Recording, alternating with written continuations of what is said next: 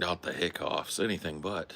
Where did the people go before Christianity when they died? Did they all go to hell?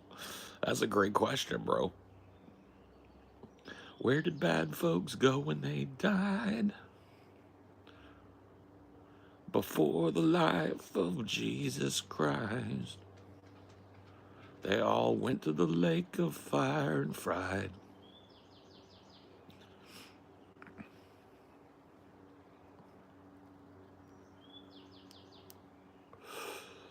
A nice trip. Drip, drip. Trip, trip, drip, drip. Flip Fantasia. What it do, what it do, what it do, what it do? Hello.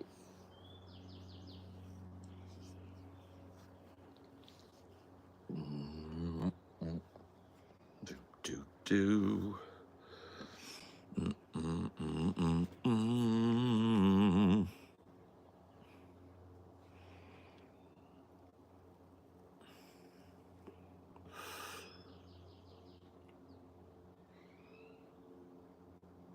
Are you going to explore the outer reaches of the farthest dreamings? I already have. I already have. I'm a returned and celebrated psychonaut. I've been to the precipice of ego death and beyond, and lived to tell the tale. Where am I from? I'm from California originally.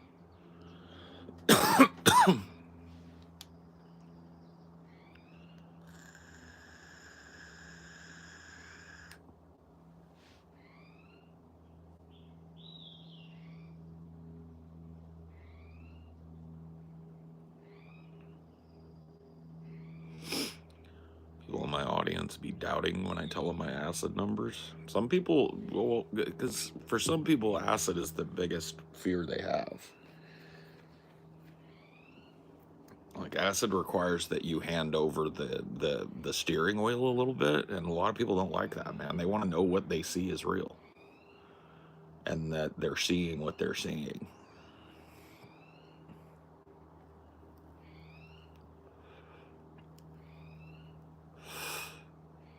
Yeah, well, I mean, I think for most people who trip psychedelics on the regular, that is an attractive idea.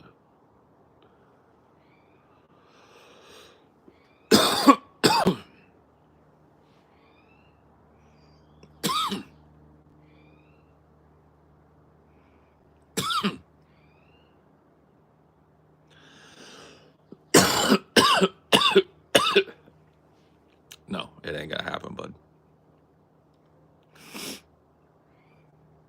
Is that a cigarette? No, it is not.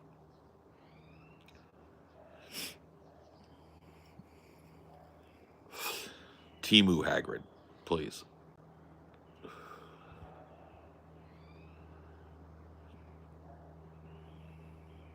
There you go. I beat you to it.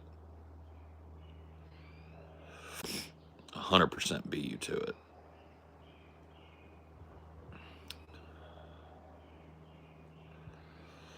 Where do bad folks go when they die? I don't go to heaven where the angels fly. I go to a lake of fire and fry. See 'em again till the 4th of July. Boom, boom, boom.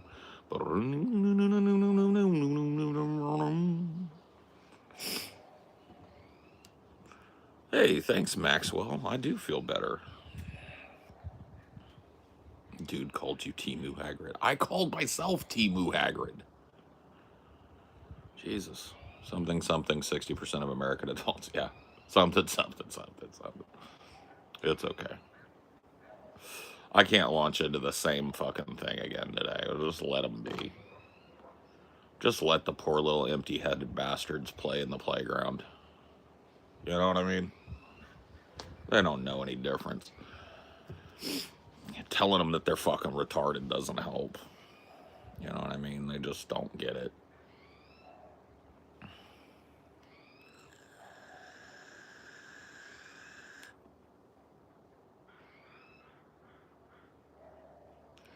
You can see me casting the spell over and over again. It's called Retardius Disappearius. And right around the time when somebody that's full-blown retard says some shit, they disappear. It's like magic. Watch.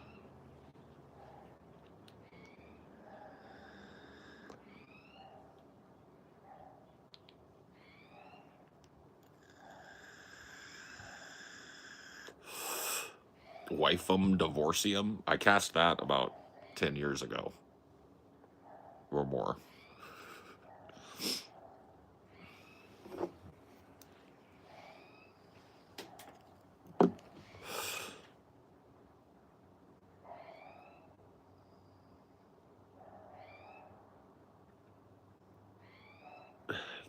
You guys paying attention to the magic trick? Watch it. It keeps happening. Retardius Disappearius. Moronicus Disappearicus.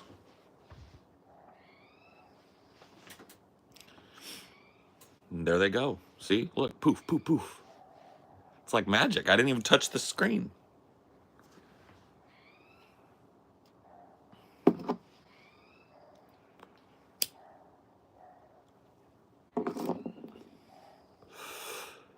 Is that a photo of yourself on your shirt? Why? Yes, it is. It is a drawing of me, and it says Doomer. There's a little bit of fan art that we turned into a shirt.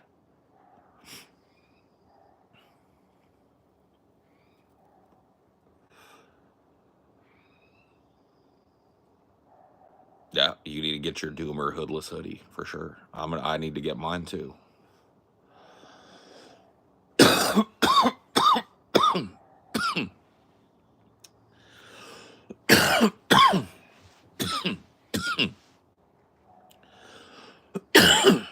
Drop a pearl of wisdom. You're never too drunk if you can hold on to the floor.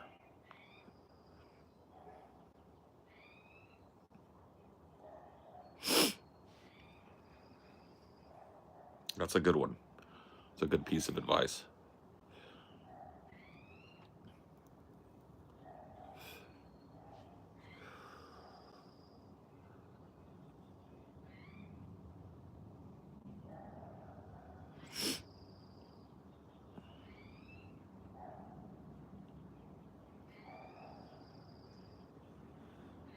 Chokimi,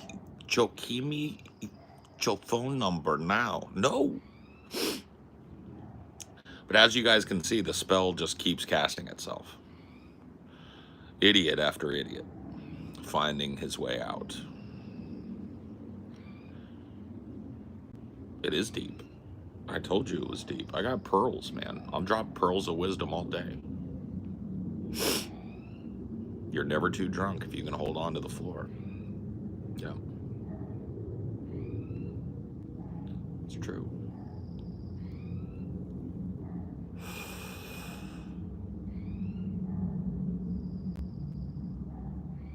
Moronicus Disappearicus. How's my day going? Pretty good. It just started. I just got up and around about half an hour ago. Got my coffee brewing in there. It's probably done, actually. I should probably go get myself some coffee here in a minute. I got my coffee brewing, you know. Having my morning joint. Wow. Jeez.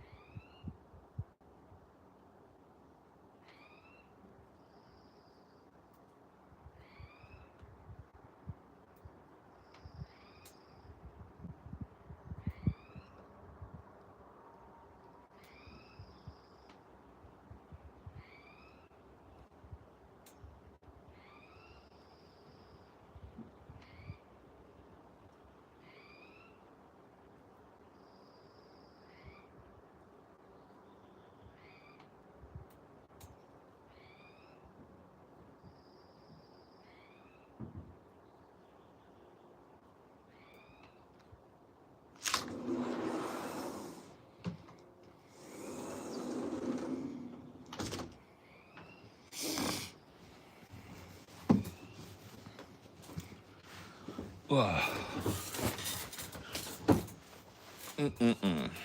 my coffee made my special way today with clear cream and unsweetened sugar. Yep. That's about how it works. Ugh.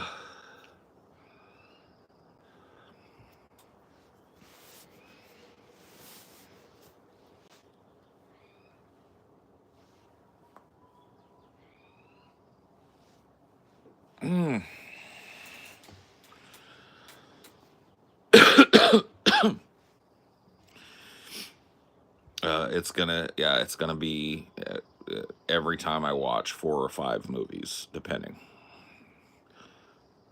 I will do one, but yeah, never seen clear cream. Yeah, clear cream and unsweetened sugar.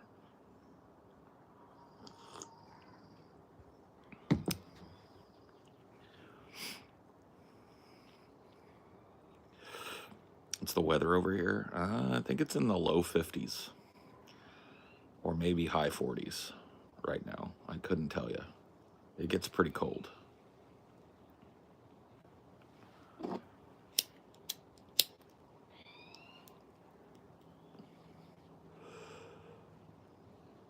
I'm telling you what, we know what's what.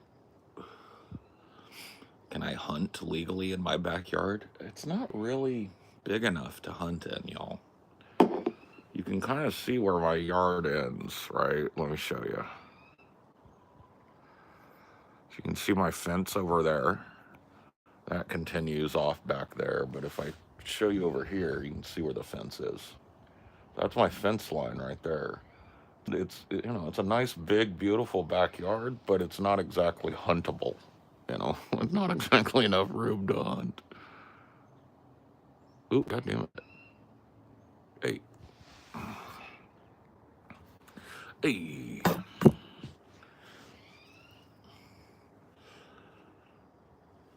Yeah. I live in a rural neighborhood.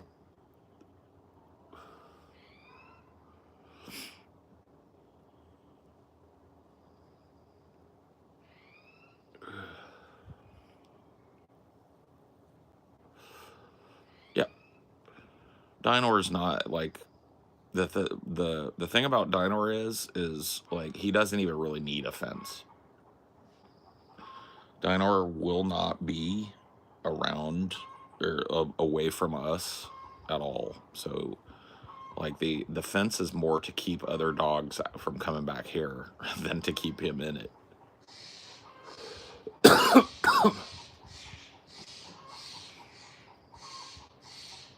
Right. No, I would never fire a gun out here. I'm surrounded by homes. Oh boy. You guys hear that? Stellar J's chasing a cat. Hear him?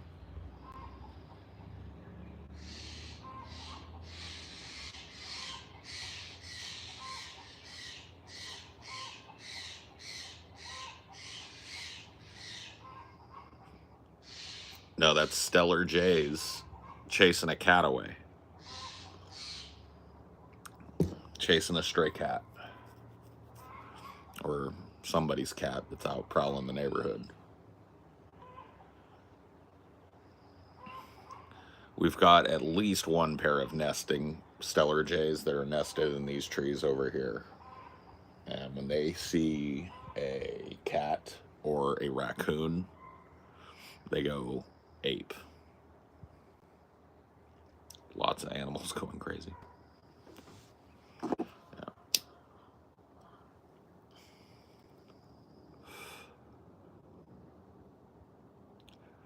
You ever fire a round into the air for the new year?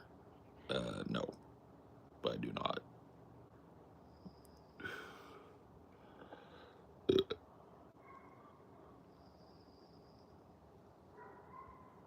Yeah, what goes up must come down, and all of that shit.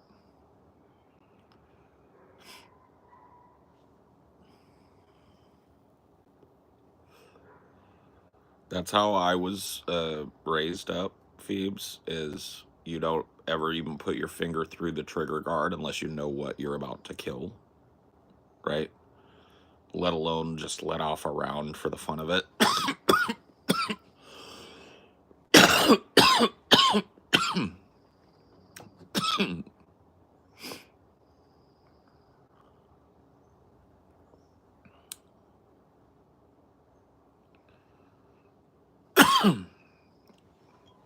But that's the way it goes. It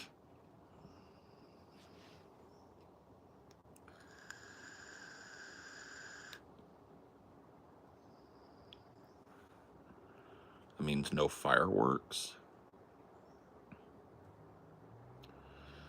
Yeah, it's common in a lot of areas for people to let off shots into the air for the new year or for other celebratory things, depending, you know what I mean? Big sports wins and shit like that. And it's an incredibly stupid thing to do. How old am I? How old do you think I am, bro? I always make people that want to know guess.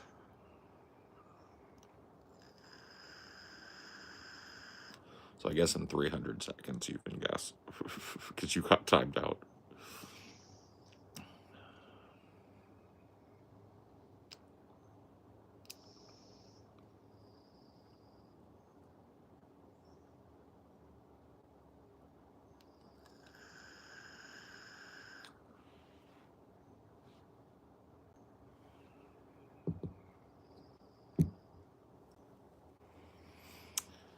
Ripe old 10. I just turned 10 this last year. I've got that Benjamin Button disease, where I age backwards. I started out as an old man.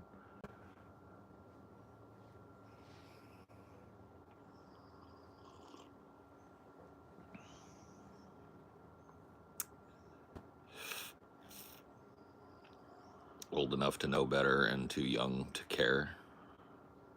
That works. That works for me. I'll take that. No, I'm 45 years old. That's a 4 with a 5 after it.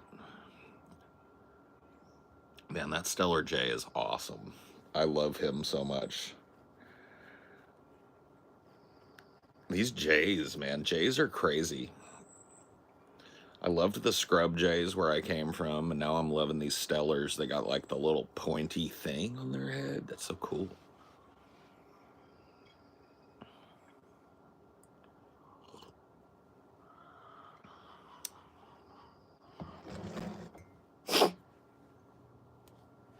Ugh. Yeah, dude. If I live to be 90, I've got my whole life ahead of me.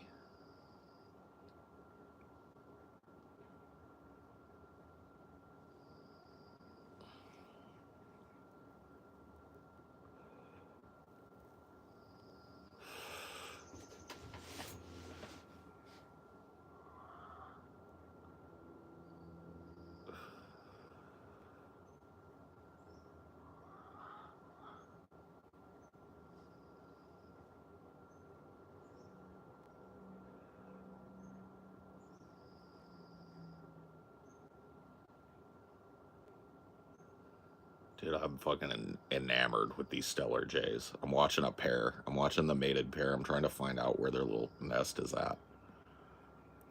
It is where I think it is. It's over in this stand of trees here right in front of me. But they are on patrol right now.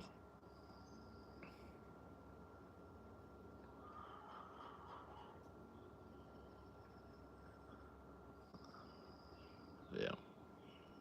I love birds.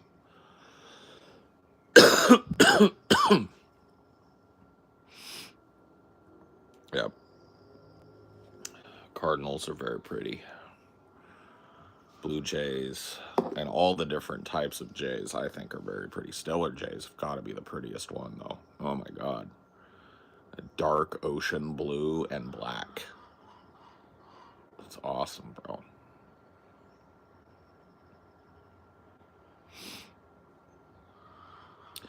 Hey, yeah, you never know, you know. Sometimes people, like the people you think are going to kick it early, live forever, and the people you think are going to live forever, kick it early. That's the way life is, man.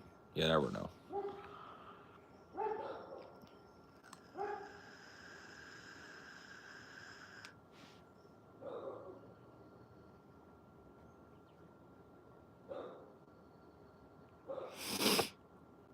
When did you become such a birder? Right around the time I started looking into Taoism, or, you know, at that time I was leaning more towards Zen Buddhism, and I started meditating in my backyard in the mornings. And one of the things that I would focus on outside of my breath when my thoughts would wander was this constant congress of birds in the big tall trees around my old place. You guys remember Bird Congress? You guys remember Bird Congress would happen? And it was like right around then I started actually just like, not probably not for the first time in my life. I've always thought birds were cool, but I really started looking and listening right around then. So I'd say about 2 years ago.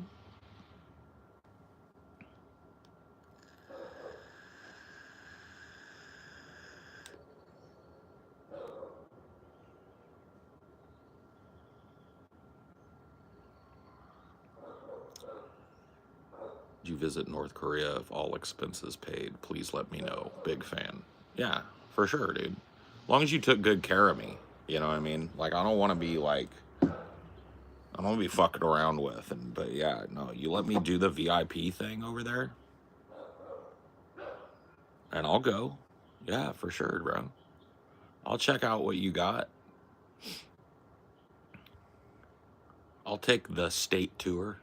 You know what I'm saying?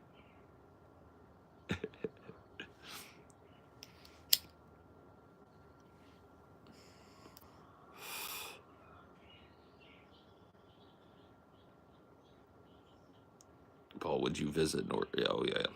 Yep, yep, yep, yep. I will. I already answered you. I shall. I shall visit.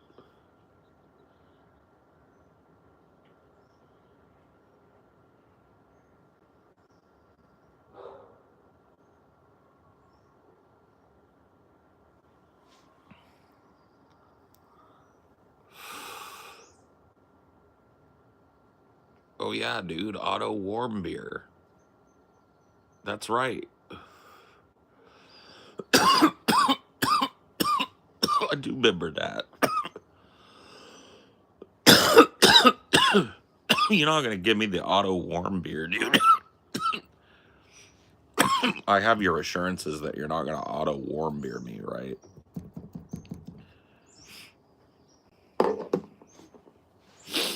We didn't do that. It was the South. Oh, okay. All right. Fair enough. That's no. That sounds plausible to me. You know those tiny chickens you get at medieval times? I smoked 4 of those up with some garden fresh herbs the other day. Cool. The little Cornish hens.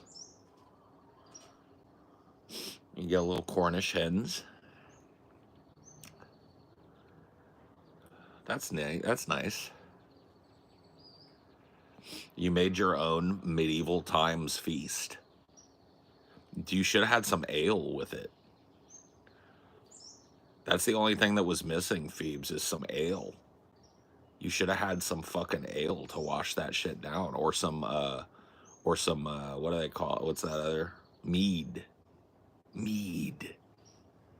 Some honey mead, drunk out of a horn.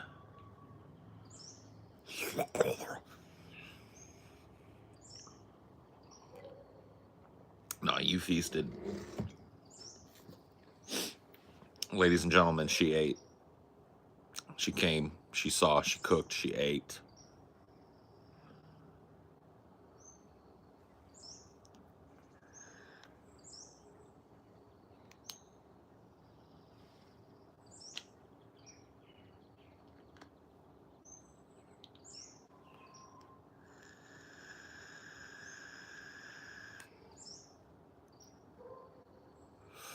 Is this your favorite place you've lived before?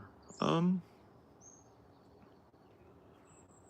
I have come to really enjoy it, yeah, but I'll be honest with you, this place just makes me want my own place more. And so, Amelia and I are pretty aggressively seeking possible future land investments so that we can, plop a little house out in the middle of the woods proper.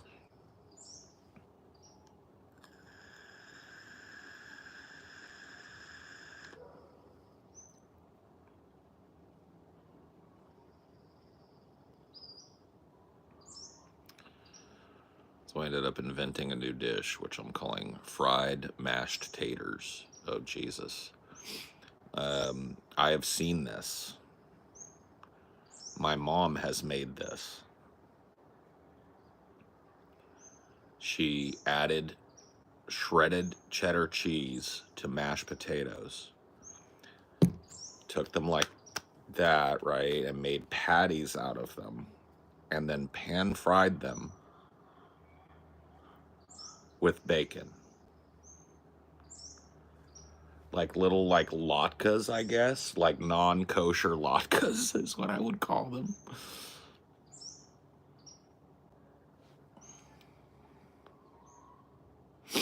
Yeah. She made that shit one time. And it was crazy.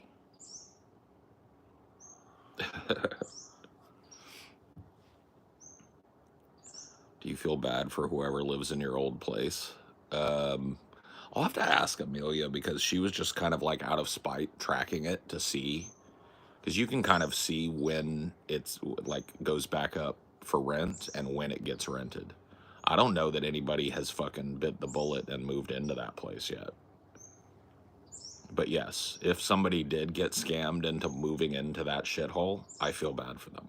It sucked.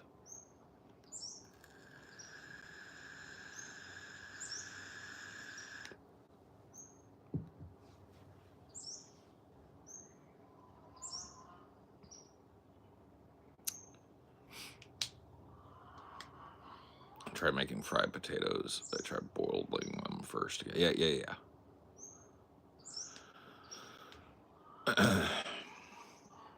Yeah.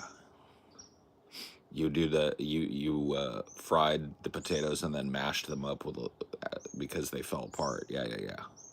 That works.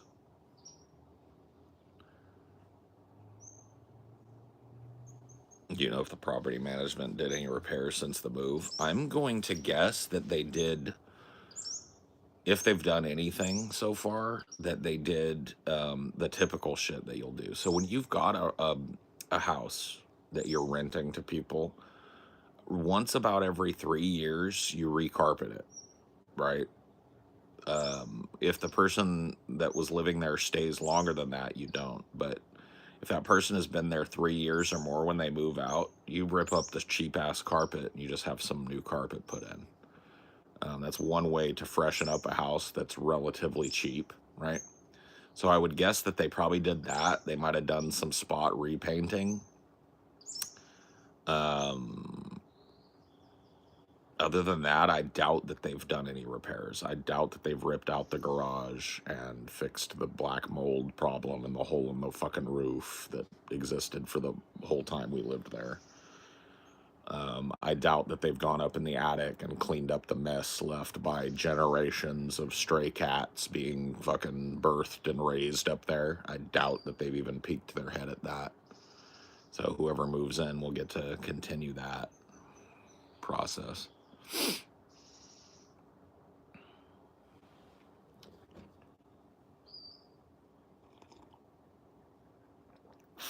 But yeah, they've done as few repairs as they can justify, for sure.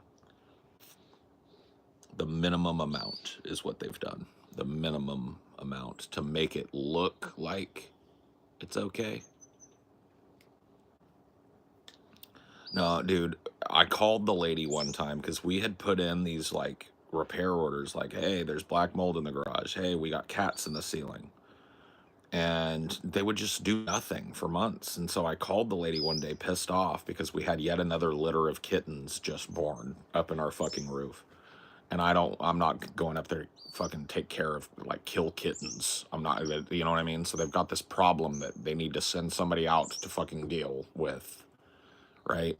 And I called the lady, and, you know, I kind of man voiced her a little bit. I talked to her in the tone that I'm talking to you right now. And I said, hey, look, what do I got to do to get you guys to take seriously some of the shit going on?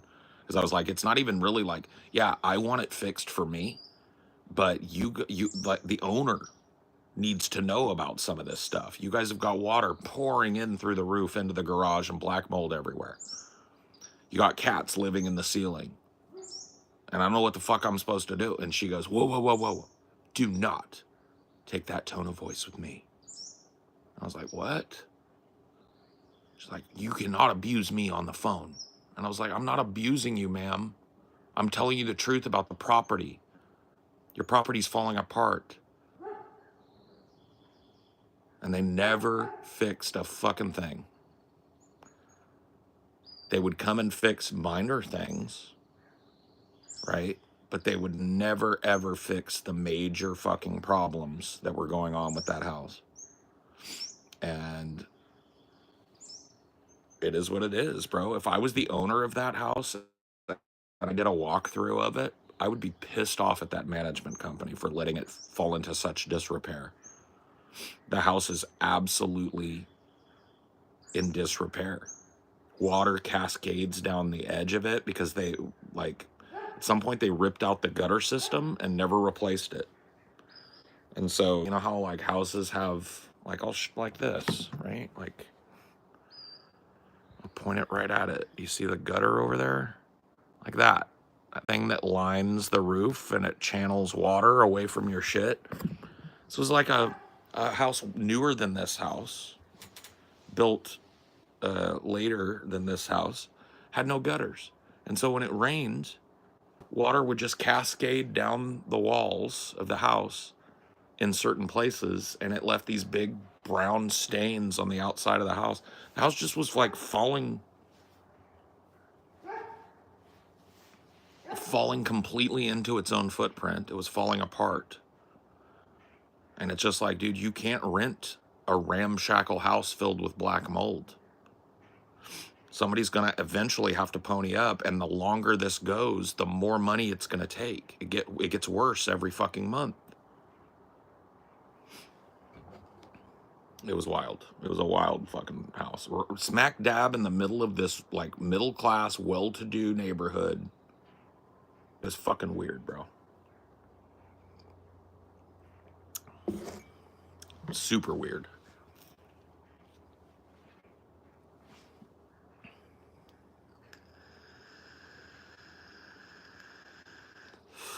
Let's move to a third world country and exploit the local economy like I do. My rent is $200 for a condo in a big city. Yeah, but you live in a third world country, bro. Congrats, you played yourself. You've got a dope-ass apartment in a shithole country. Congrats, you played yourself, player.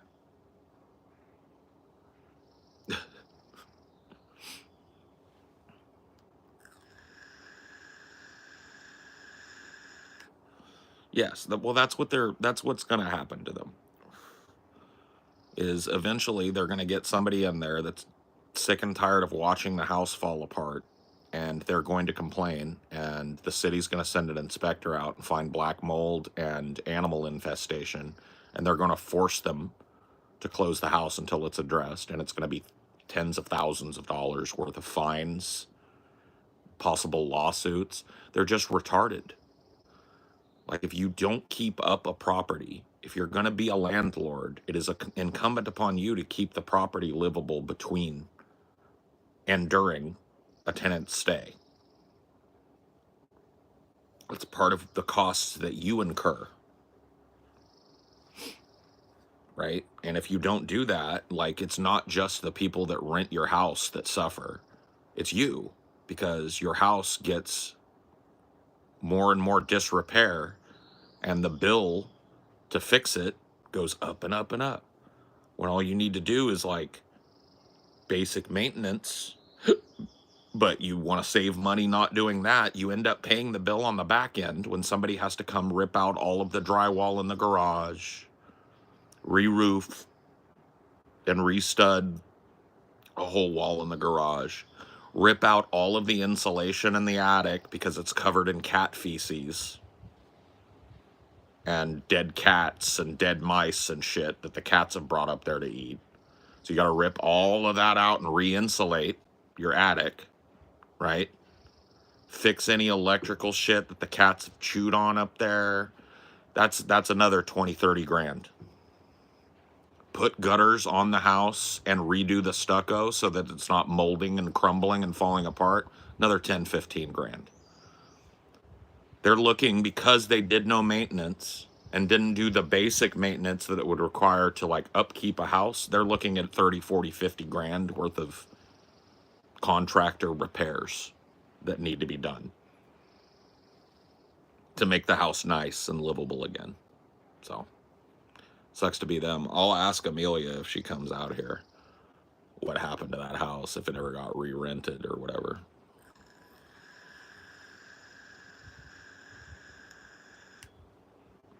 Is this guy just complaining?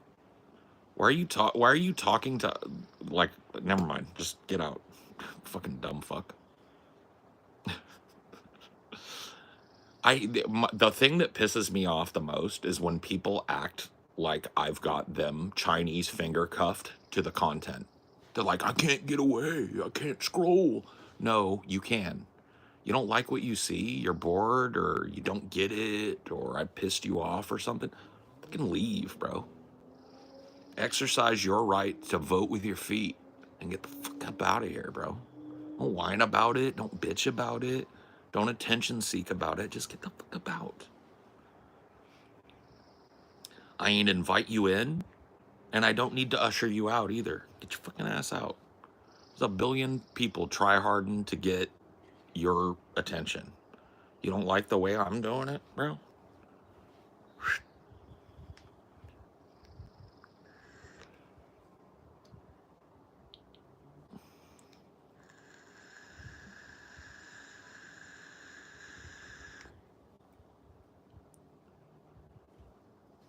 Don't hey bud me.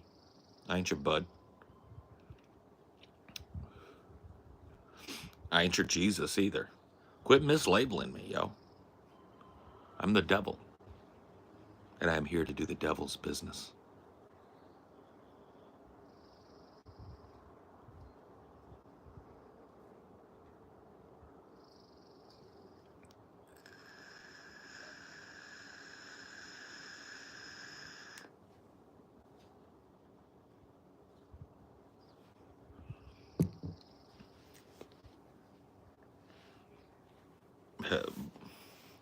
Bud was Lil Bro before Lil Bro. I know, I hate that bud shit. I ain't your bud, bro.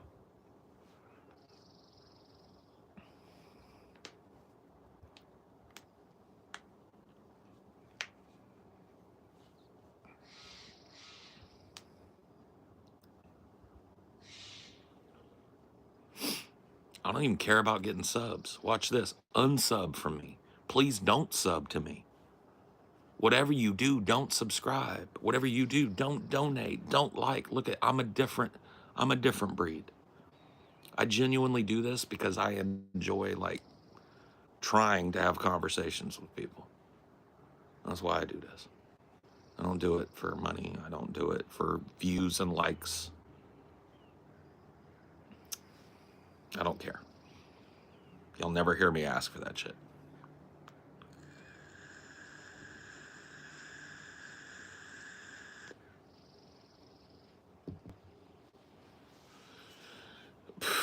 Krishton, dude. This motherfucker said Krishton. I'm out.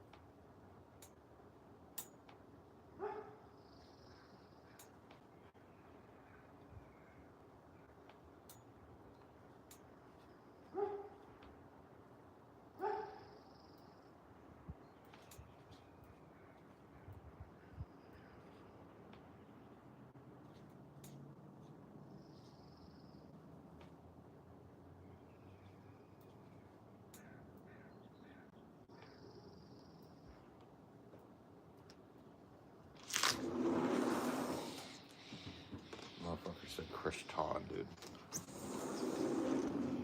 Oh, I can't even believe motherfucker said Ton. I'm out. I'm done for the day, bro. I'm done trying.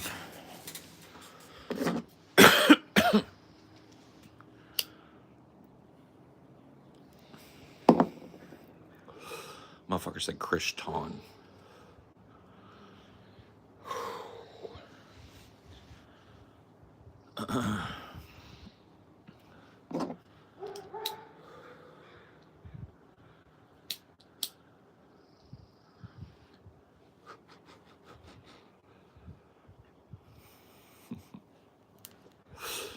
All children left behind, more like it, bro.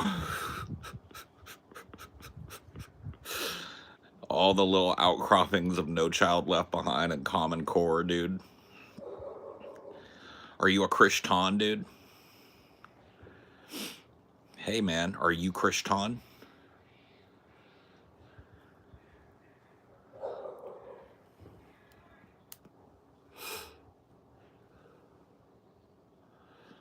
Yeah.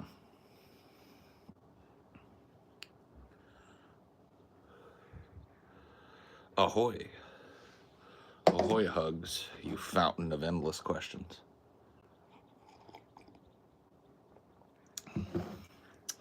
My favorite Icelandic fountain of endless questions.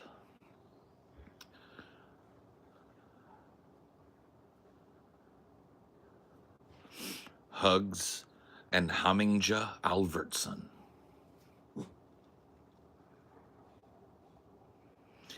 Hey, you dropped your crack pipe and your bag of meth as well in my car. Did you want me to come drop it? No. I'll pick it up when I'm there to pipe down your mom later. Just leave it on the dresser where I usually leave the $10 bill. You know where it's at, right? The spot. And I'll just grab it then. Thanks, player. Good looking out.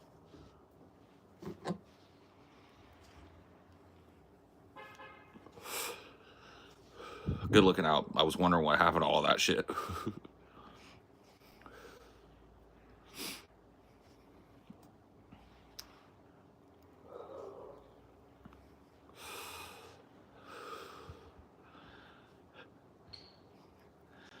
The true sign of somebody that just got their ass handed to them, the fucking 15 raffle miles, dude. See you, player.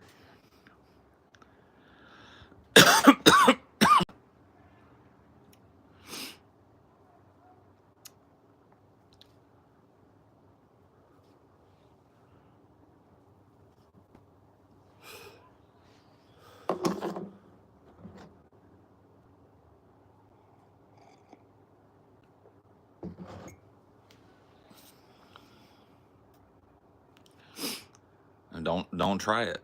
I'm better than you. I'm better than you on a bad day. Oh yeah, dude, the multi raffle mal is definitely like hard cope. Hard and fast cope. What is my preferred juice? Right here, dude. I got some. It's the brand is Better Salt. And it's fresh mint. It's basically just menthol juice.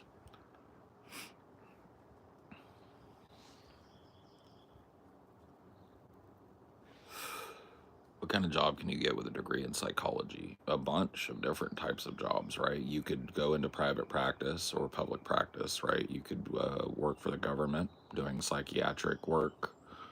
You could become a social worker or a clinical social worker. There's a lot that you can do with a psych degree, right? A psych degree can be the start of a PhD and the focus of a PhD. So you can go as far as doctordom, you know, masters. So yeah, no, there's a lot you can do with a psych degree.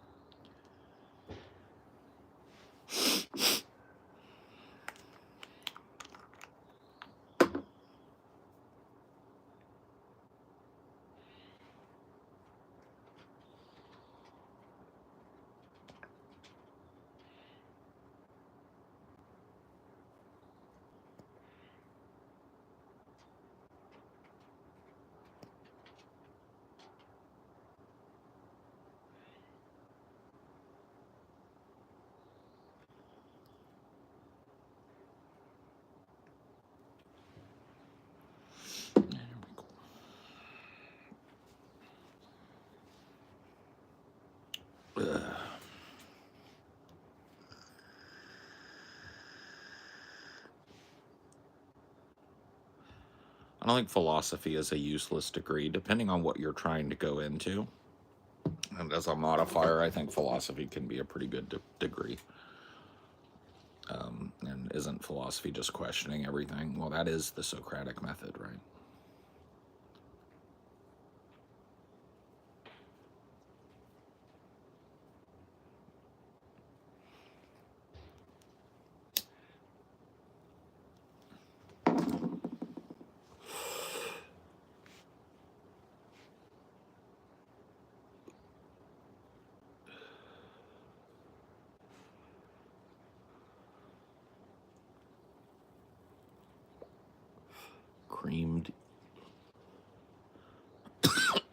Creamed eels.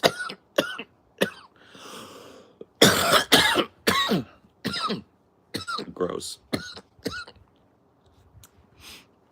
Creamed eels, bro. No.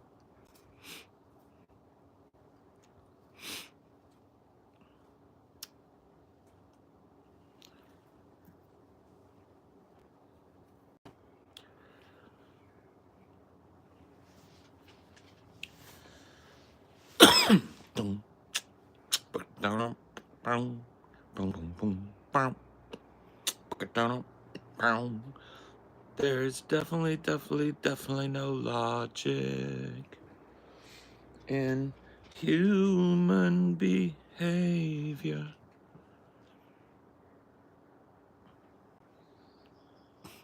Hugs loves that. Hugs loves that song.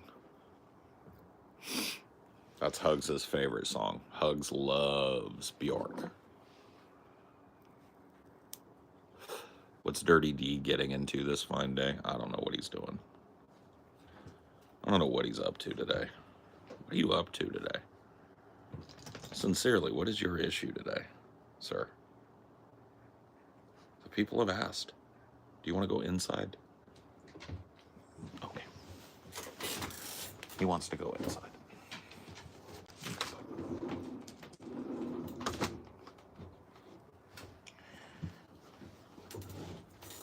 It's going right back inside to chill on the couch.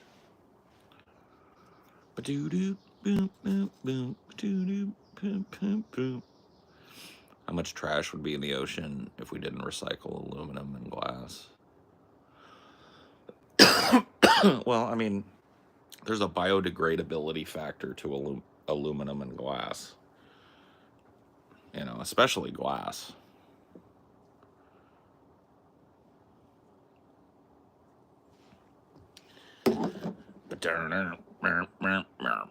How big is the ocean compared to land? I don't know, bro. All right. Slow down, Hugs. Take a deep breath. There's too many questions. And I have not enough answers.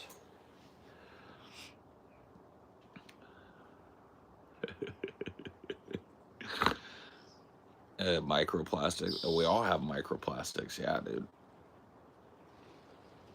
73%. I think that's right. Yeah, I think it's somewhere around 3/4 of the planet is water or ocean, right?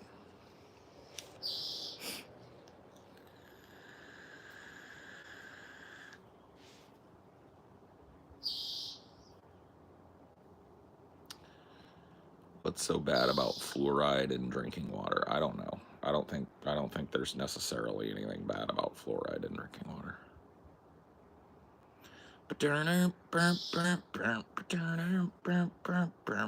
Turns you gay. Oh, shit. I didn't read about that.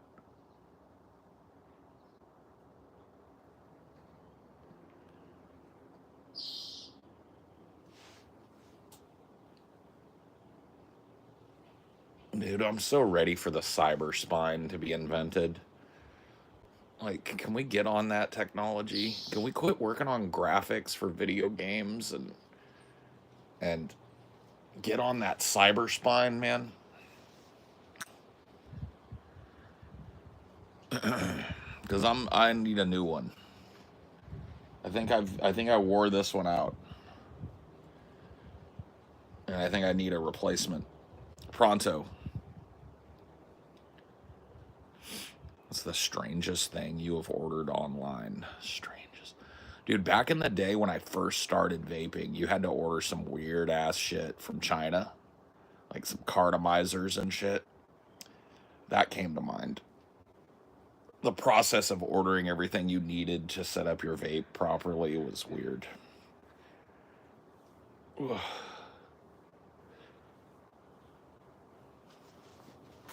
Moo! Where do you apply to be on Paul's milk farm? I mean, you know, I don't know. I'm not taking applications yet. I'm still looking for the land, you know.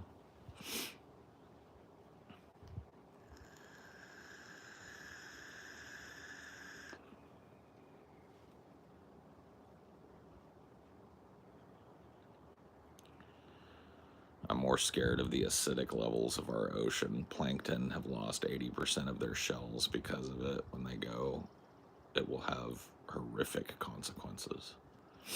Oh, yeah, no. The acidification of the ocean is another one of those quiet doomsdays that's approaching that everybody's just kind of like Instagramming and vibing their way through it, you know? It really is like there's a coming day, and I don't know when it's going to be. It might be tomorrow, and it might be 15, 20 years from now, but it's coming, right? I call it the day of realization. There's going to be a day where everybody comes out of the fucking haze and realizes, like, holy fuck, we are fucked. What do you mean the ocean is dead? What do you mean the ocean died? What?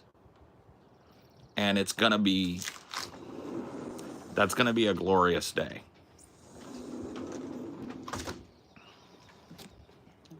Hello, sweetheart. Sorry if Dinor bothered you. No, he didn't. He was just snuggling. He just does not know what he wants today. He got his brekkie. Let me go hook you up with some coffee. I'll refresh mine. It was already like set up to go. Did you do that last night? No. It had like coffee in it and water, but it was ready to go. Oh, because I woke up later than you. I was about to start to make coffee, and then I saw there was still coffee in it. I forgot I did that.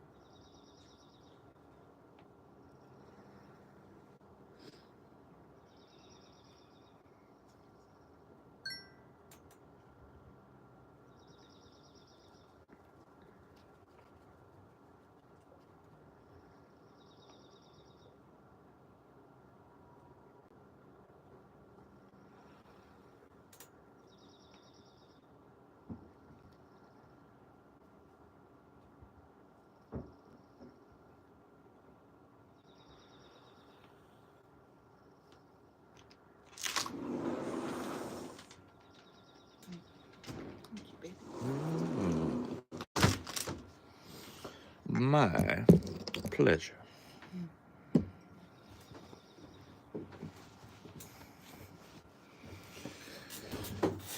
Ooh.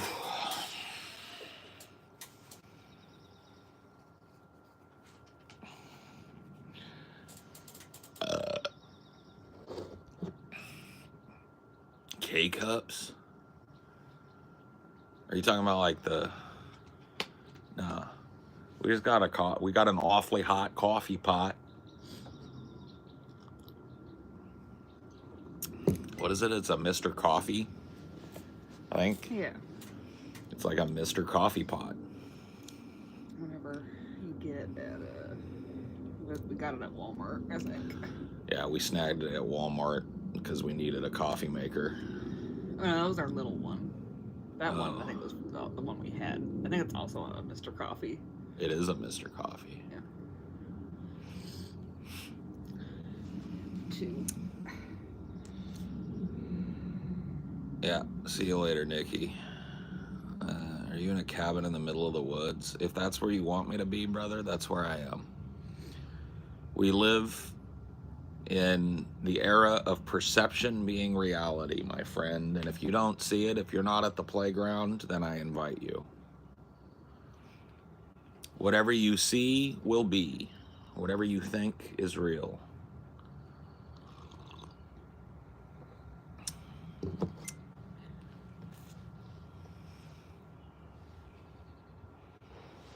People weren't able to wake up during the pandemic. It will take far more for them to realize how bad off we are. Yes. Yeah. No. It's, like I said, the day of realization is coming.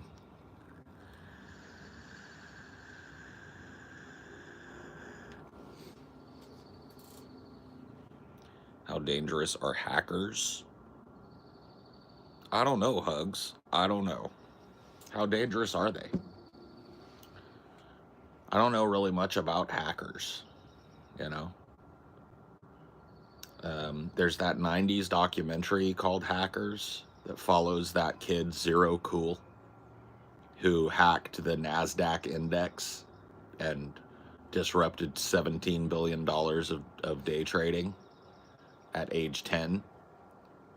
And then he came back and he beat that big corporation with the guy named Cyrus the Virus or whatever was his name. No, that's from another movie, but Hackers anyway. Yeah, you seen that? You seen that documentary about hacking in the 90s? Zero Cool. Mm-hmm. Cyrus the Virus is Con Air. Con Air, yeah. I'm trying to remember what that dude's name was, the bad guy in Hackers. It was something with virus. Yeah, that kid got into NASA. Yeah. He hacked into NASA. And then remember they would hack the TV station late at night to play whatever movie they want. Remember that? That was something what you could do. I know there was a guy named Freak on the squad because he was a phone freak. Phone freaking was getting free phone calls at payphones. Mm-hmm.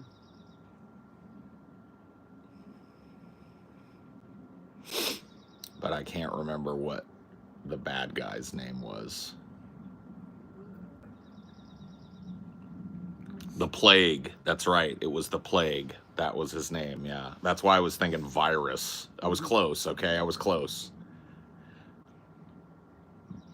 But yeah, that's what he called himself, the Plague. And you guys remember, he would ride around on a skateboard in the big facility because he was like a badass hacker corporate guy.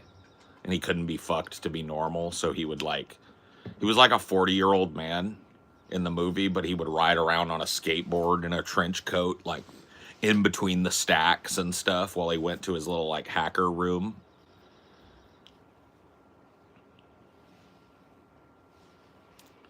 Yeah, dude.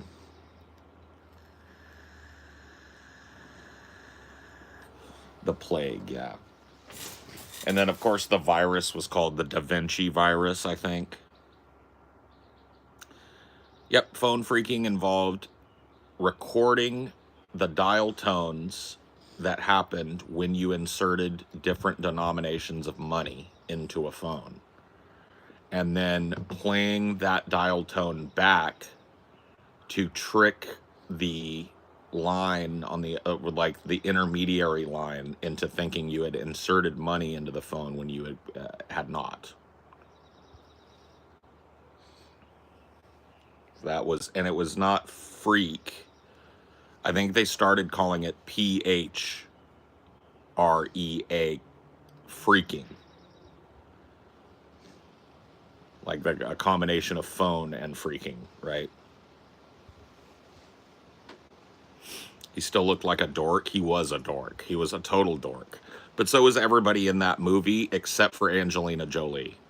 Angelina Jolie was just like the smoking hot, unattainable girl at school. You know, the manic pixie dream girl. And then she was surrounded by nerds. You know what I mean? Total fucking dweebs. Yeah, freak like that. Yeah, yeah, yeah.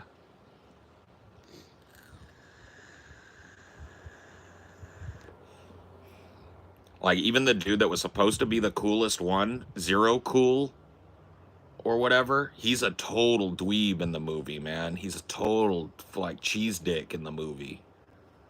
All of them are, dude. They're all fucking total cheese dicks. They're not cool, but they're supposed to be cool.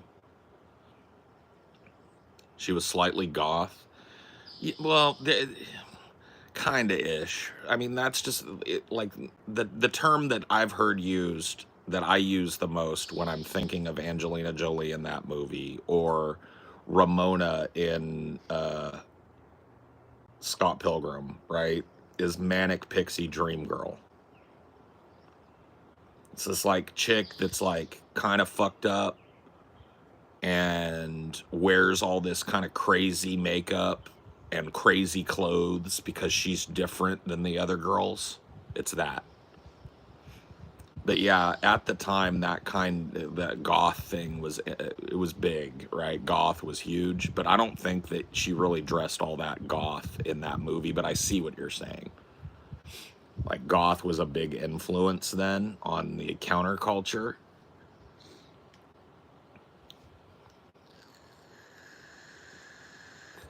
With a fugly pixie cut. I mean, I think a pixie cut works on Angelina Jolie and a lot of other uh, people can pull off the pixie. I don't think the pixie's fugly necessarily.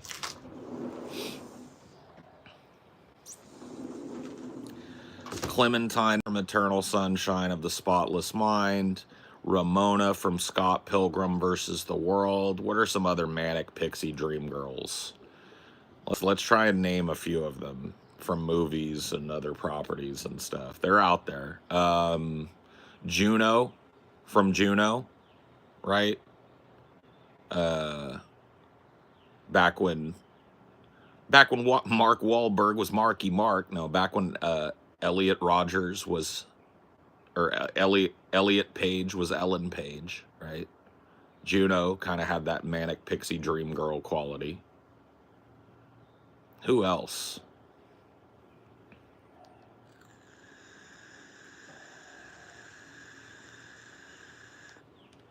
Tinkerbell?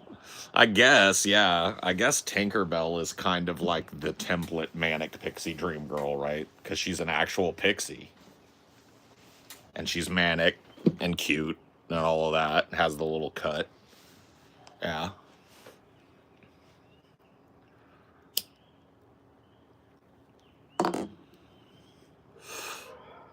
But yeah, that trope is definitely, you know, an early 2000s kind of into the mid 2000s and into the modern day. I mean, I think that like when you guys know like what I mean when I say gamer girl. Gamer girls are basically just the final form of the manic pixie dream girl phenomenon, right? Like these chicks that pretend that they are obsessed with video games and they, you know, buy a bunch of Pikachu stuff and put it in their room and sit there, you know what I mean, with a low cut top on and blue hair and they talk about video games and stuff. That's what it is, bro. It's like these are chicks that have realized that there's a whole segment of men whose brains were broken by media and they want this like I'm not like other girls, girl. And now like girls are becoming the not like other girl. So they're like other girl.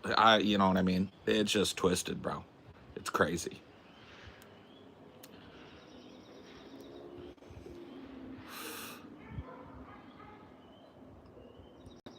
Samantha from Her. Yeah, yeah, yeah. um, the robot from Ex Machina is a good manic pixie dream girl.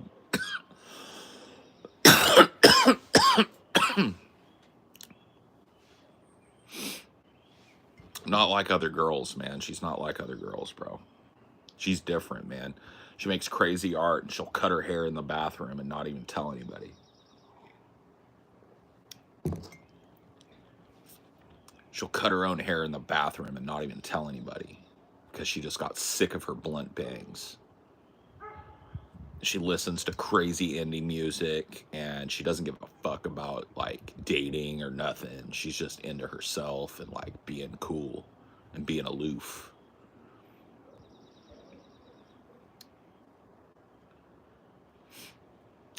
The Fifth Element, that now that you mention it, Lilu from the Fifth Element, Manic Pixie Dream Girl. Am I wrong? Lilu? That's a good one. You landed on it. Chick from Mirror's Edge, sure, yeah. The main character of Mirror's Edge. A lot of anime tropes and anime girls, you know what I mean, are Manic Pixie Dream Girl kind of adjacent, I think.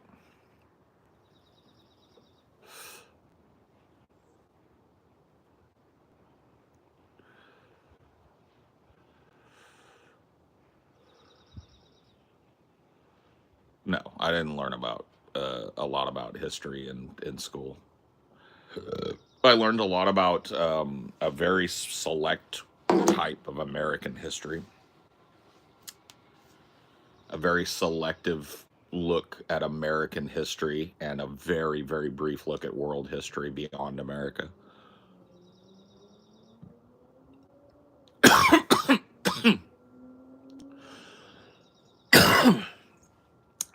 What other Manic Pixie Dream Girls? Tank Girl, although she kind of predates the trope, but Tank Girl, Manic Pixie Dream Girl. What else?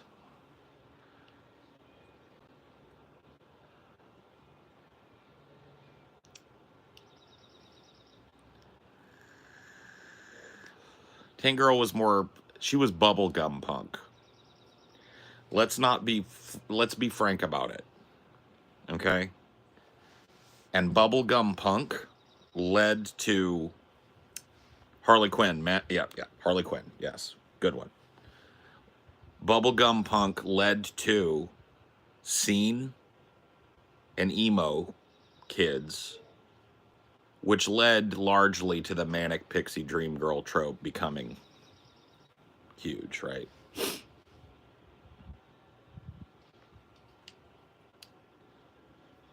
Your Am I Wrong is identical to what? Well, dude, I grew up watching that movie. I mean, I'm sure a little bit of Walter crept into my shit here, there, or everywhere.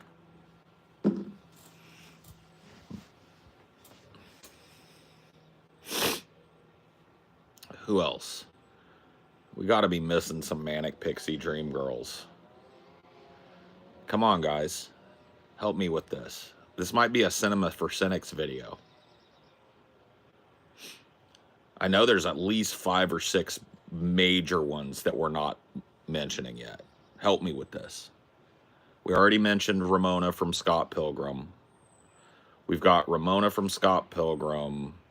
We've got She-Ra. Yeah, well, maybe, I don't know. Manic Pixie Dream Girls, bro. She's not like other girls, bro. She's not like the other girls. Wednesday? Do you think Wednesday's a Manic Pixie Dream Girl? I'm not really into the fucking, I've seen the character, but I haven't seen the show.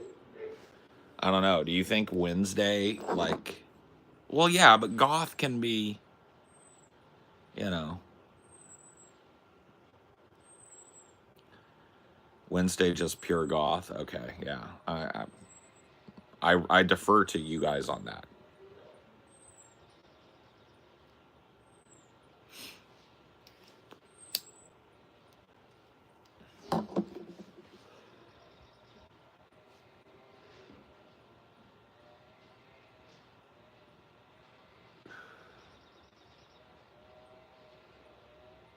TNG. What are we talking about here? The lady. Oh, yeah.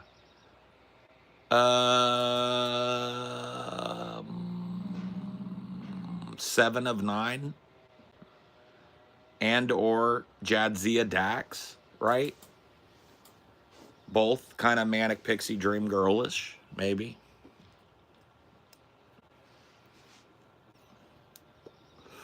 Donnie Darko chick, yeah. She definitely was that.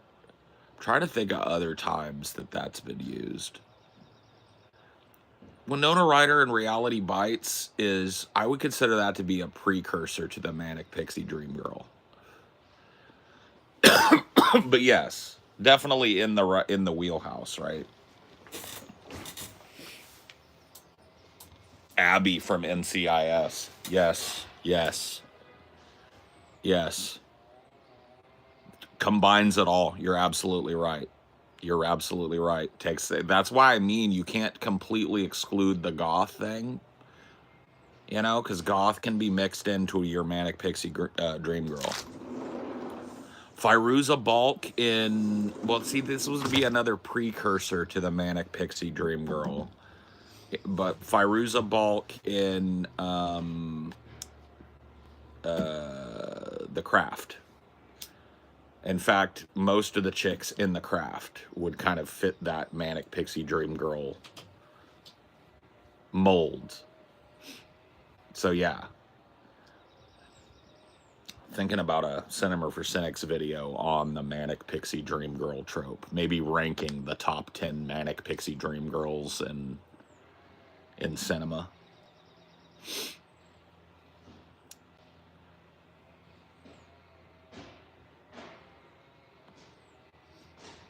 Well, once again, Clueless is in that age. Is like, I think, like, unless you're talking about the super late 90s, the manic pixie dream girl trope was still nascent.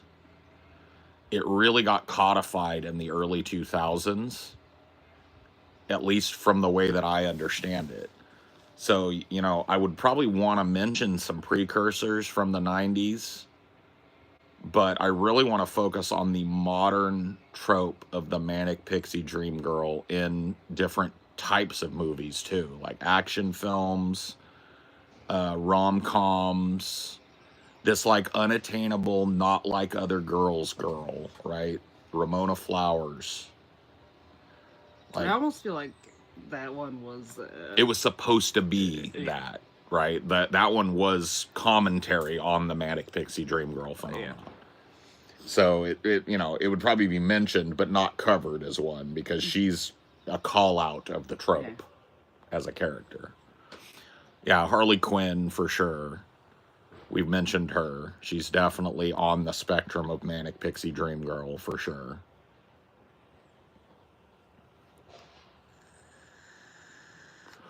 Well, yeah. Natalie Portman in Garden State. Yep. Now you're starting to think right. Now you're on the track because there's a lot of those, man. There is a lot of that. Like I said, the early 2000s was just absolutely bursting at the fucking seams with manic pixie dream girls.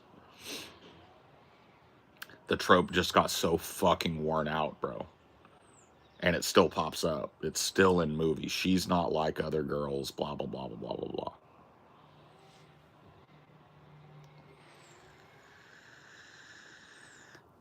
Kinda a reach, but Angelina Jolie's Maleficent was sexy as fuck. I don't think so. I don't think that fits the bill, bro. I don't think that's more mommy-dommy than manic pixie dream girl. So I guess it was coined after Kristen Dunst and Elizabethtown. The term manic pixie dream girl. It was coined after Kirsten Dunst in Elizabethtown from Girl Interrupted or Virgin Suicides. It was in the show or movie Elizabethtown. Oh, okay.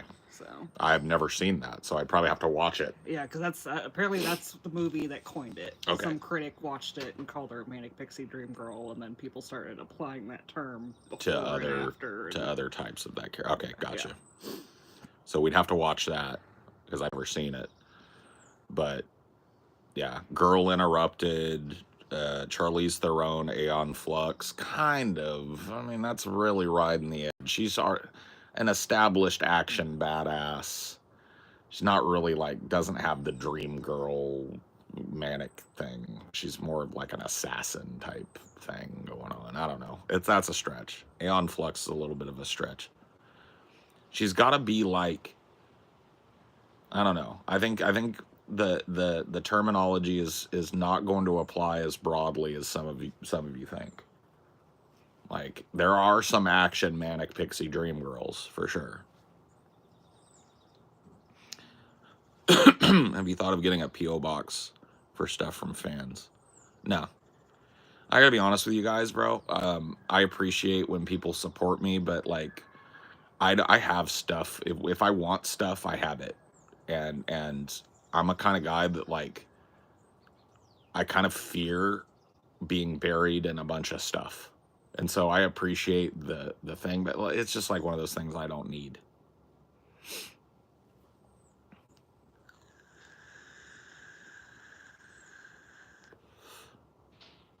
They have to be overly nice for no reason.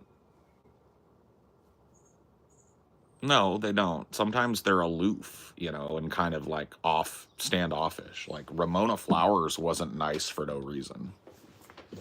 She was kind of standoffish and aloof and hard to talk to.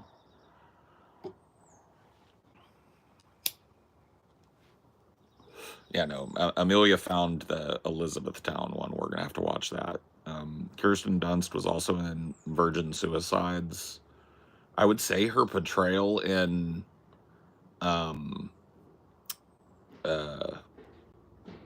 Marie Antoinette might be kind of manic pixie dream girl-esque, but she's definitely on that fucking radar. She's been a manic pixie dream girl. Well, she kind of is one, and they use her as one. Yeah. Brunette tomboy chick from Bring It On. Oh yeah. And the kind of fucking, who was the like kind of messed up druggy chick from The Faculty? Yeah. Another one.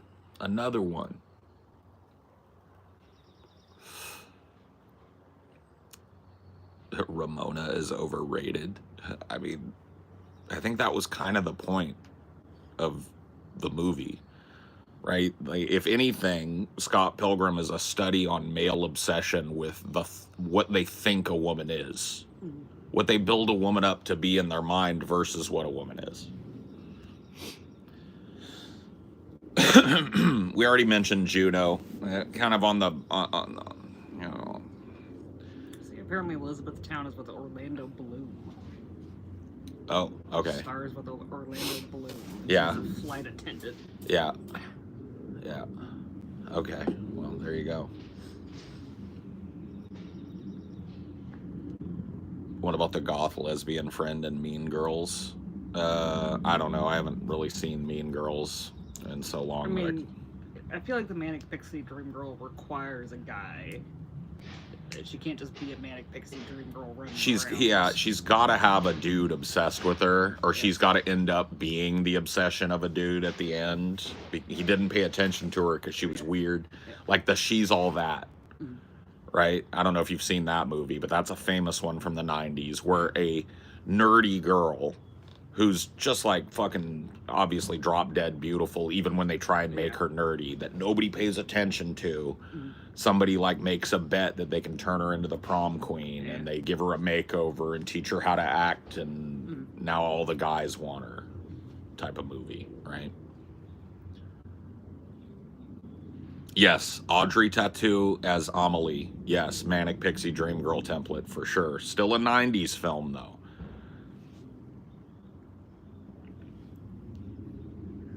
Still a 90s film.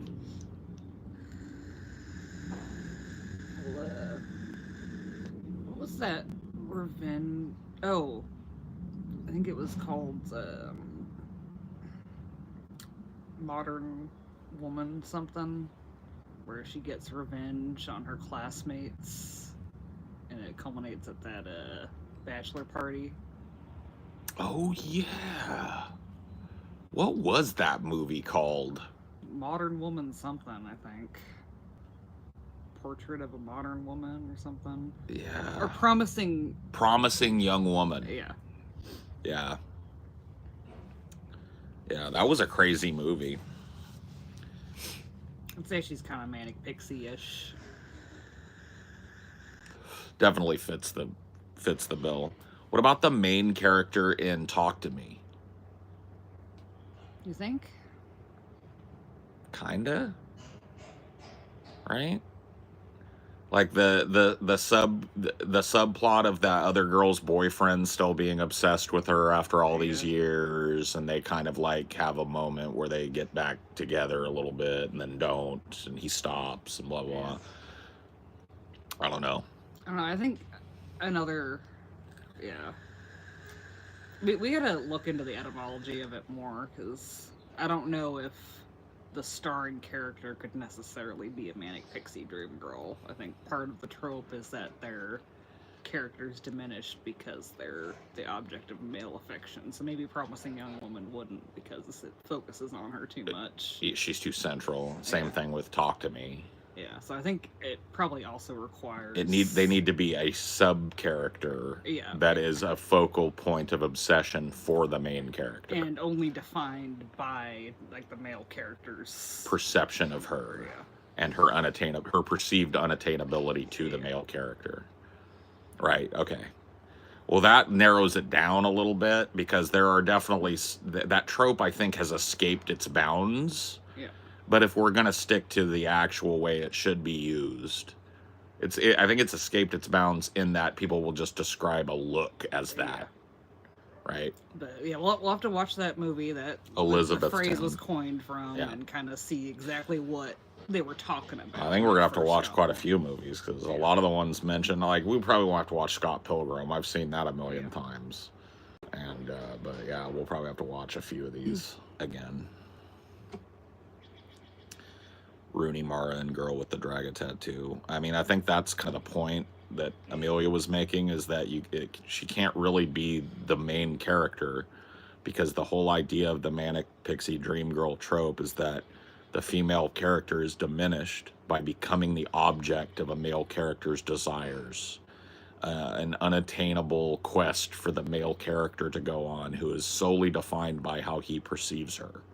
Right? So they can't quite be the main character. They kind of have to be a side character.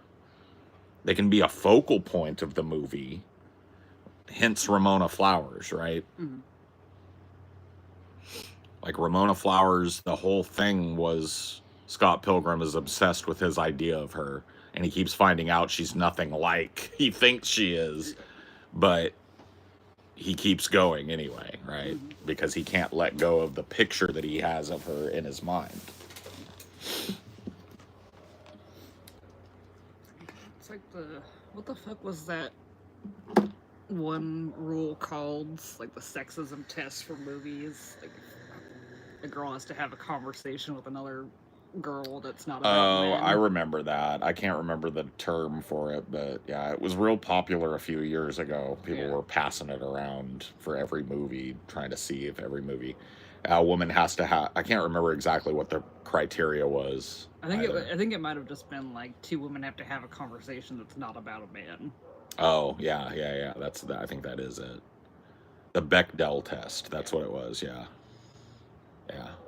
Do 2 women have a conversation that isn't centrally about what a man is up to? Or what a man thinks. Or what a man thinks, or what a man wants, or what a man needs, or what a man doesn't want, right? It's not central. Like, are they just having a women conversation about women stuff? But it's a pretty broad brush. Like, I think there's some very weird movies that have passed the Bechdel test that end up being sexist. Well, is it just... is there one conversation where women have a conversation not about men? Yeah. So, but it can be a completely sexist movie, but if 2 women are just, like, going... Yeah, if they have a conversation about fucking food or something, then that's the Bechdel. Then they pass the test. Is it true Tom Cruise doesn't blink? He blinks, but he doesn't blink as often as he should. And I think part of the reason for that is his Scientology training. One of the things that you learn in upper level Scientology is that people are malleable to eye contact. And when you remain in unbroken eye contact with a person, it's almost like a magic spell, right? It can be hypnotizing. And it's one of the things that you learn in upper level Scientology. It's called facing without flinching. And you will sit unblinking while somebody berates you, tries to startle you. You can see a version of this in the movie The Master. Joaquin Phoenix undergoes this kind of torture slash psychological treatment, right? Where you are made to sit unflinching as somebody berates you in the worst ways, says the most awful things about you, tells you they're going to beat you up, shoves you, pushes you over in your chair. You're not allowed to react or move to any outside stimulus. You're not allowed to break concentration. Flinch equals fail, right? So if you blink, if you imperceptibly shift your eyes around, if you know what I mean, there's a third party watching you specifically for any kind of physical autonomic reaction to what is being thrown at you. And until you can sit and face anything without flinching, you cannot graduate up the bridge, is what they call it. So Tom Cruise has undergone hours and hours of this type of treatment, typically with somebody that has his PC folder. The PC folder is called a pre-clear folder, and they keep one of these on everybody that enters Scientology. Has all your dirty secrets in it, right? So somebody gets your PC folder and comes in and, like Tom Cruise has been rumored for years to be a gay man, right? If that's true, it's in his PC folder for sure, right? And theoretically, the guy will come in. There'll be a third-party observer. They'll tell him to face everything without flinching, right? And then somebody will start going, "You're a faggot, Tom. You're a fucking cocksucker. And I know you suck cock, and I know you love to suck cock." And if he flinches or reacts, fail. Start again. And it's hours of this, right? 6-8 hours of drill. And you got to do it weeks and weeks on end.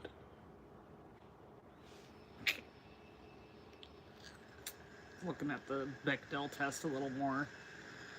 Sir Mix-a-Lot's baby got back, passes the Bechdel test. She says, "Oh my God, Becky, look at her butt."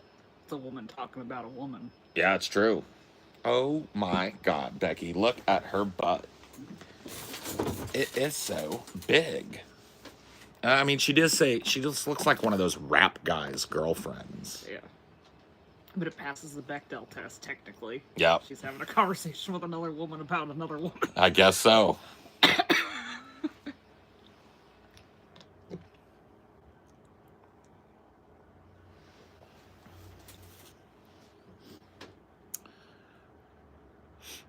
Tom Cruise has OT 14 level teching. Praise, yeah, he does, man. He's got the whatever the latest bullshit from them is.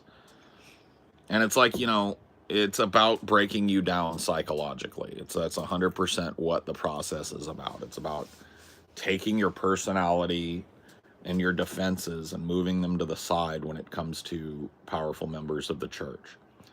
And that's how they get grown-ass people to believe the wacky space story that gets revealed at OT3.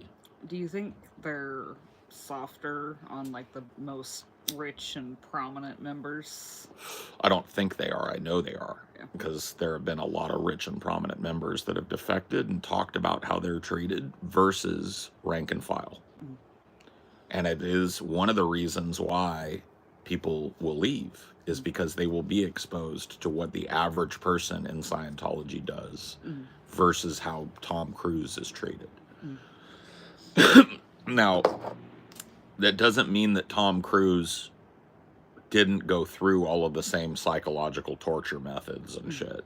He just did it in abject luxury, and he didn't have to pay for it. They gave it to him for free because he, being a Scientologist, is worth more money than he could ever give them. All right, and he does give them money, but as a byproduct, they don't want it from him. They don't need it from him. They want him as an advertising tool. Yeah, and he's definitely been their most successful. John Travolta went too far with that whole movie about it. Well, crossed the line a little bit. Not only that, but John Travolta is just a weirdo. He's, I mean, so is Tom Cruise, but John Travolta, he was not media trainable to the level that Tom Cruise is. Yeah. Tom Cruise is quite simply the most media trained Scientologist in the world. Nobody has spent more hours drilling how to be a Scientologist in public than Tom Cruise.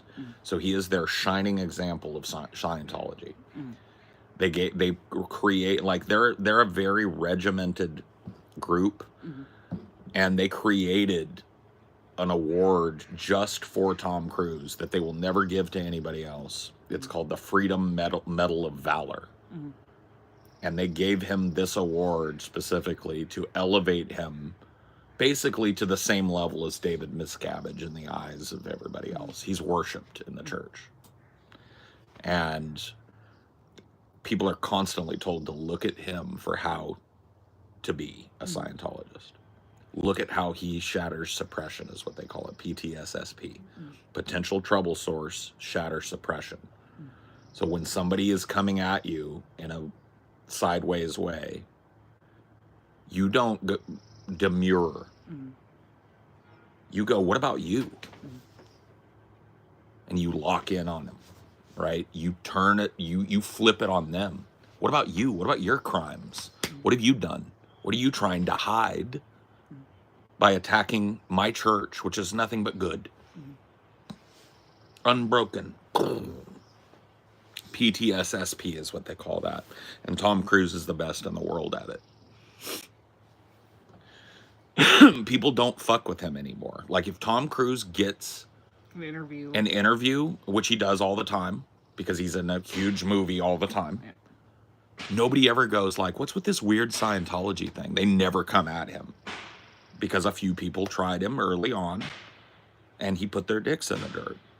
He showed that they weren't ready to talk to him about it, so nobody talks about it anymore.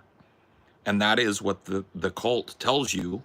PTSSP is supposed to, when you practice it, that the practice of PTSSP, that's how people are supposed to react. People are supposed to just know not to even fuck with you innately. And so that's why they lionize him. Yeah, he's preaching through example, not explicitly. Exactly. He is applying the tech, as they would say. Everything that L. Ron Hubbard wrote, they refer to as technology, and they shorten it to the tech. And Tom Cruise, in public, applies the tech 100%. And that's how a lot of religions will kind of subtly advertise, is they might not talk about it explicitly, but they'll try to put on this face of the perfect life. Yeah. Success, money, family. Oh, yeah. And Tom Cruise is that. Yeah. It's the reason why they have tried so desperately to get Tom Cruise a wife. There was a woman, she's an Israeli actress, I cannot remember her name. She was in one movie, and the Church of Scientology basically approached her and set her up with Tom Cruise. I'm trying to remember her name, but I can't remember it off the top of my head. But all of this got revealed that the church was intimately involved in trying to get them to get together because Tom needs a wife. He hasn't had one since 2012, so I know. They gave up finally. No, they did. Yeah. You think he was just too difficult, or do you think they realized? I think he's too gay. You think he's gay? No, serious. That is a big fucking rumor about Tom Yeah. Cruise and always has been. I think he's gayer than shit. Nothing wrong with it, but I think that's what's up. You think that's why he's had so many marriages fail despite the church Yeah. desperately trying to make it work Yes. multiple times? Yes. And I think that is also the big dark secret that keeps Tom locked into the church. Everybody's got one. Everybody that's high up. Mm-hmm. Your shit came out during your fucking processing. Mm-hmm. And they have a file on you, and they know your deep dark secret. They know who you fucked. They know what you fantasize about. Yeah. And you think he'd never be willing? I don't think so. I think they got him. John Travolta's in the same boat. Like, he is backed away from the public-facing thing, but he's never going to leave that church. He's never going to come out and, like, talk about what's going on behind the scenes in that church. Never.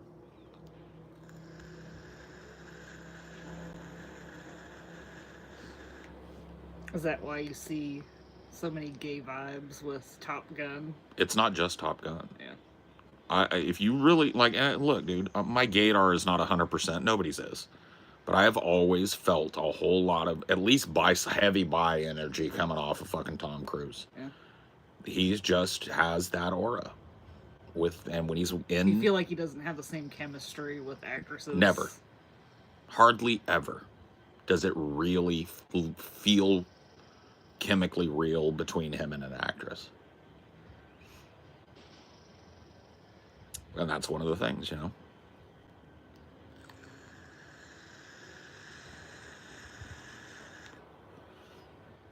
Do you think it's the best guy to talk to Tom Cruise about Scientology?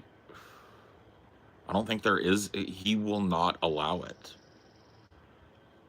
He's shut it down as a possible conversation topic so many times in his early kind of Scientology career and that also, nobody touches like, it. As a media person, he'd probably, like, do you want to risk Tom Cruise walking out? Or No.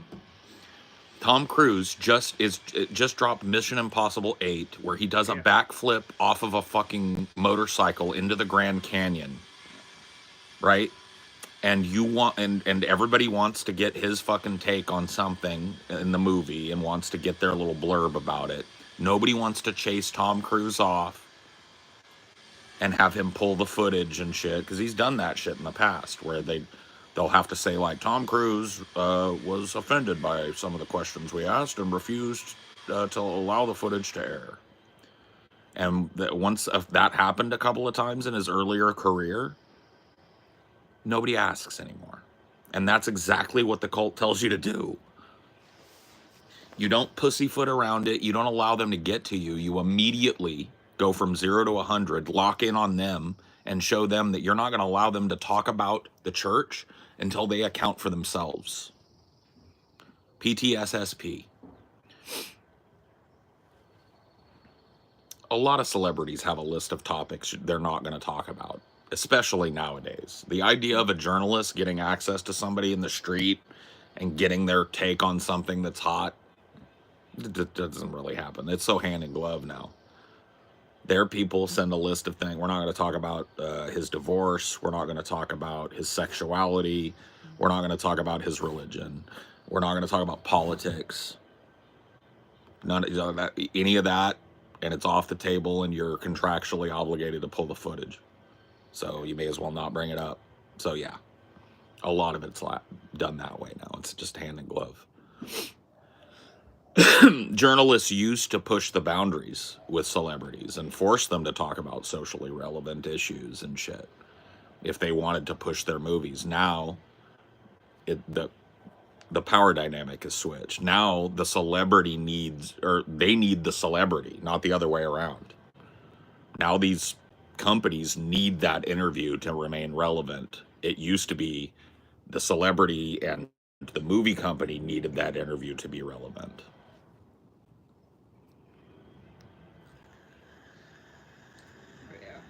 People will point to, like, a lot of poorly aged interviews, like I think Letterman asking some impertinent questions to Lindsay Lohan about her drugs and stuff, but that's what actresses used to have to do. Oh yeah. Oh yeah. I mean, it wasn't just actresses. It was actors, actresses. The Yeah. media used to be real and pertinent with the social lives, the private lives of celebrities. And celebrities used to have to put up with it because the media was providing a valuable thing, right? But now that power dynamic has shifted to way beyond 50-50.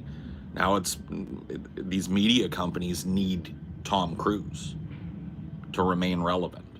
Because if they don't have an interview with Tom Cruise about the big upcoming Mission Impossible 9, then their competitors certainly will, right? That didn't used to be the case. These movie companies used to be begging, "Hey, let us send Tom Cruise. Let Tom Cruise do the Late Show. Let Tom Cruise do the Tonight Show with Johnny Carson, please, please." Now it's the other way around. Now these fucking interview people are going like, "Please let us interview Tom." Did celebrity status become more relevant or less relevant after COVID? I have no fucking clue, bro. I don't know. I don't really follow the celebrity sphere much. No, I don't. I don't. I'm not fascinated with it in the same way other people are. I don't think you've watched a late night interview of a celebrity in probably 5 years at least. Unless it was contextually like for a show. Yeah. Like we've probably pulled something like that for a show in the last Yeah. 5 years. But as far as like me seeking one out, well, that might not be true. I remember when Dune was a thing, I was looking at Denis Villeneuve and I was looking at Timothy Chalamet's interviews about it and stuff like that. But I feel like you haven't been organically looking for, who's the next person they're going to interview. Mm-mm. Since you finally gave up on Bill Maher. I feel like was the last time that you, Yeah. oh, what celebrity is he talking to? Yeah.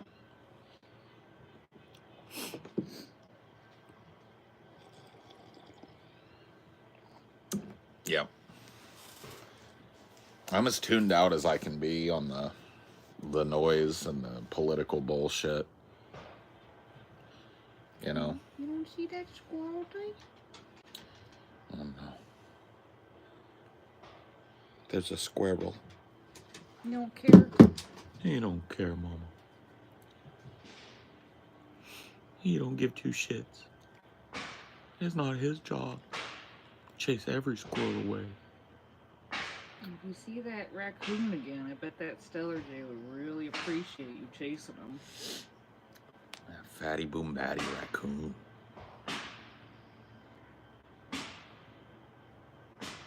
See a kitty. See a Kit Kat.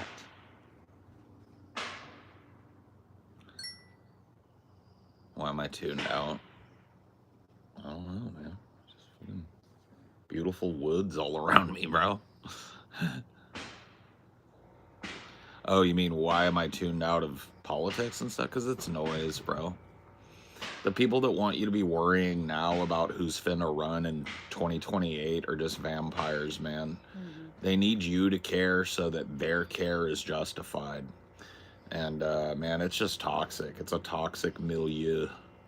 And I don't want to be a part of it any more than I have to be in order to, stay engaged at the very basic level. I've got my politics and I got my philosophies and stuff, and I'm fine bringing those up. But as far as like the day-to-day, I couldn't give a fuck less, bro. You probably see him. He hears them.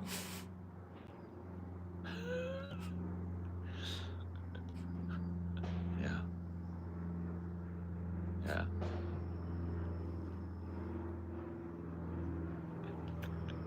Past muster because they climbed up out of sight. Yeah, I think so. Oh, maybe not. You gonna go back down? Yep. All right. Go get him, D.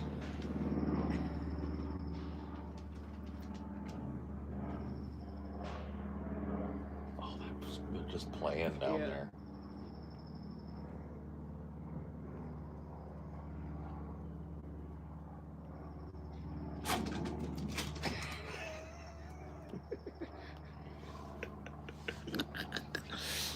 Rambunctious little squirrels. You better stop it. Break it up. Peepaw Dinor is on the case. Yep. He don't like it. He's gonna pee down there now. What do you think you would have become if you did not become a streamer, Paul? I don't think I became anything, bro. This idea that you are your job is kind of a toxic thing, man. Was this angry pee? Yep. Looking over his shoulder the whole time. Yep, making sure they see where he's pissing, too. I'm gonna go check out the whole business now.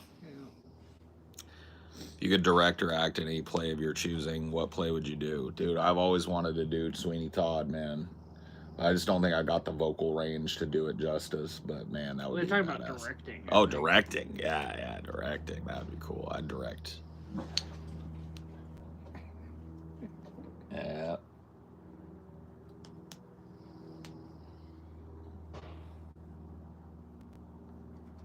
What you doing the chase, D?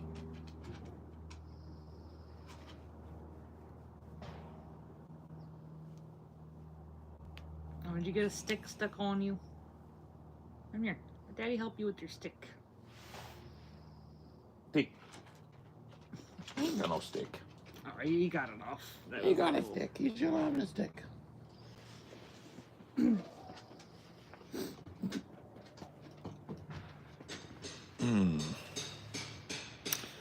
feel sorry for Jehovah's Witnesses having it be part of their religion to knock on doors? No. Nope. I don't feel sorry for... I feel sorry for, like, religious kids. Because they really, truly don't have a choice. But grown-ass religious people, it's on them what they do. Well, I mean, yeah, they're kind of brainwashed into wanting to do that when they grow up, though. Yeah, but as an adult, you've got access to the fucking information of the world, and you can make your own fucking mind up. We're all indoctrinated into something as children, and we all face the choice of continued belief in that or divergence from it. So, I don't know. Maybe I should be a little more... I feel bad for, like, the little Mormons on bikes, because those are mostly, like, 18, 19-year-olds. Well, yeah, that's what I mean. Like, grown-ass fucking adults that are still in it and still donating to it and still going to it. It's like, why would I feel bad for them? They've made a choice, clearly. You know?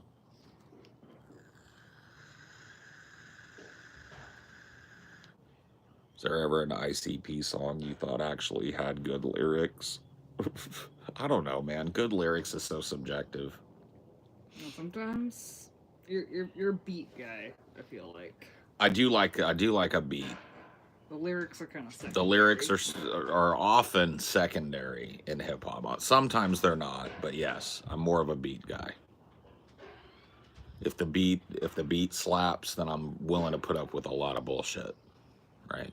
I don't need everything to be awesome. But yeah, no, I mean, I like a lot of early ICP stuff. I thought it was fun and whimsical. I liked that they had like a overarching narrative that was behind their music. It made it feel a little different. And so, like, songs like House of Horrors, which is kind of like them moralizing and preaching a little bit.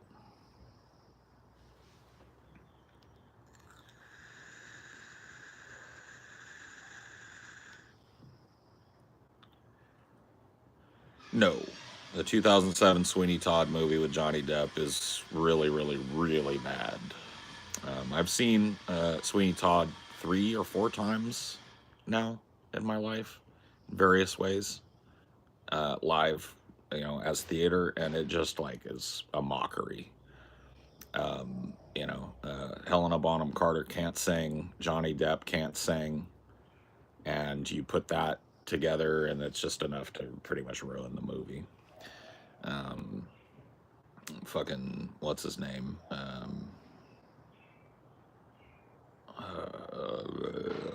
dude that plays Pirelli in there, what's his name, can't remember his name, but fucking can't sing. You know what I mean? It's like, could we get some singers in this?